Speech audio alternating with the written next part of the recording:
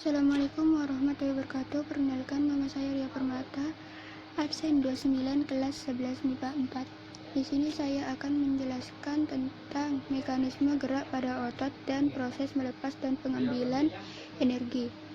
Yang pertama, saya akan menjelaskan tentang mekanisme gerak pada otot. Yaitu mekanisme kerja otot. Jika kita bicara tentang otot adalah komponen terpenting di dalam tubuh makhluk hidup. Tanpa otot, tubuh tidak akan bisa bergerak. Otot mempunyai banyak subbagian di dalamnya untuk membantu proses gerak pada otot. Tanpa otot, kita tidak akan bisa menggerakkan bagian tubuh kita. Terkadang selepas berolahraga, tubuh kita terasa lelah sampai sulit untuk bergerak.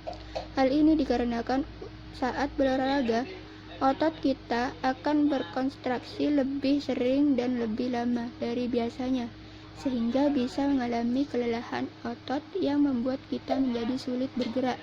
Hal seperti ini yang sering disebut kejang otot. Nah, bisa dilihat di gambar ini mekanisme kerja otot. Berikut ini merupakan tahapan dari mekanisme kerja otot. Tahapan pertama yang terjadi adalah impuls. Saraf tiba di neuron muskular junction dan mengakibatkan pembebasan asetilkolin. Munculnya asetilkolin ini memicu depolarisasi yang kemudian menyebabkan pembebasan ion Ca2 dan retikulum sarkoplasma. Nah, tahap yang kedua yaitu terjadinya peningkatan jumlah Ca2 sehingga menyebabkan ion ini terikat pada troponin dan mengakibatkan perubahan struktur pada troponin. Tahap yang ketiga yaitu perombakan ATP yang akan membebaskan energi yang akan mampu menyebabkan miosin mampu menarik aktin ke dalam dan juga melakukan pemendekan otot. Hal ini terjadi di sepanjang miofibril pada sel otot. Yang selanjutnya, miosin akan terlepas dari aktin dan jembatan aktomiosin akan terputus ketika molekul ATP terikat di kepala miosin.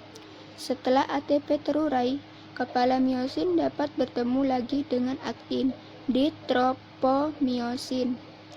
Terakhir, proses kontraksi otot ini dapat berlangsung selama tersedianya ATP dan ion Ca2. Pada saat impuls terhenti, ion Ca2 akan kembali ke retikulum sitoplasma.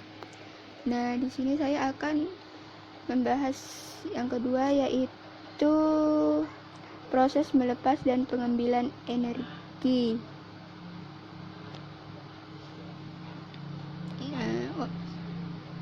Prosesnya yaitu ATP ini nantinya akan terurai menjadi ADP dan energi. Selanjutnya ADP tadi akan diurai kembali menjadi AMP dan energi yang bisa kita rumuskan menjadi seperti berikut.